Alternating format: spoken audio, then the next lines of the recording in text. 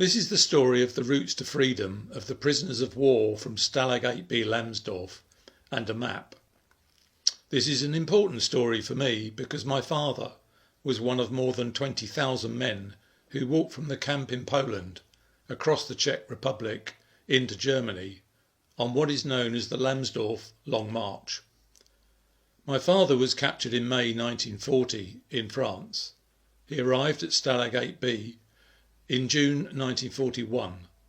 The map was made in the spring of 2020 as part of the commemorations of the 75th anniversary of the liberation of Allied prisoners of war. It shows the individual routes taken by 48 men on their journey to freedom, although none of them knew that this would be the outcome of the journey when they started.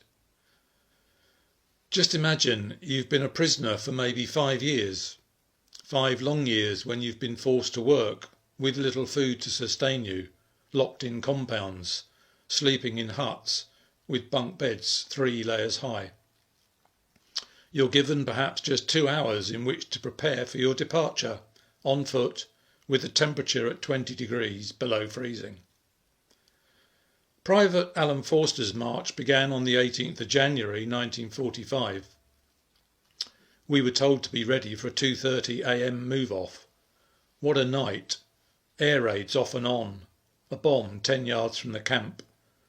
We eventually paraded about 7 o'clock, and after being warned that any man breaking ranks would be shot, we staggered off on a perfectly horrible march to Dąbrowo, owing to snow, carrying too much kit. Most men never talked of their time on the Long March. Fortunately, some did. Frank Hughes wrote, "The guards were under strict instructions to keep their column moving all the time. If a man stumbled or fell and another stopped to give help, he was hit with a rifle. Many men were dragged by their arms by comrades rather than leave them behind." Henry Silk on the 28th of April near Moosburg wrote, "We could sense the uneasiness amongst the guards.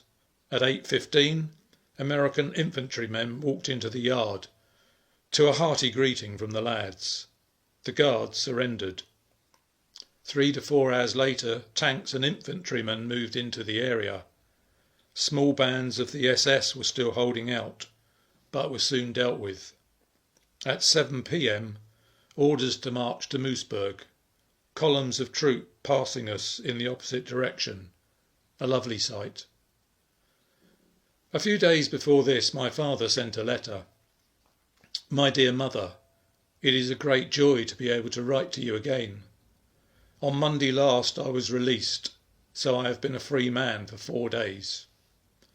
Tomorrow we start our journey home and expect to arrive in England on Sunday. How great it is! I have so much to tell you, but must wait a few more days."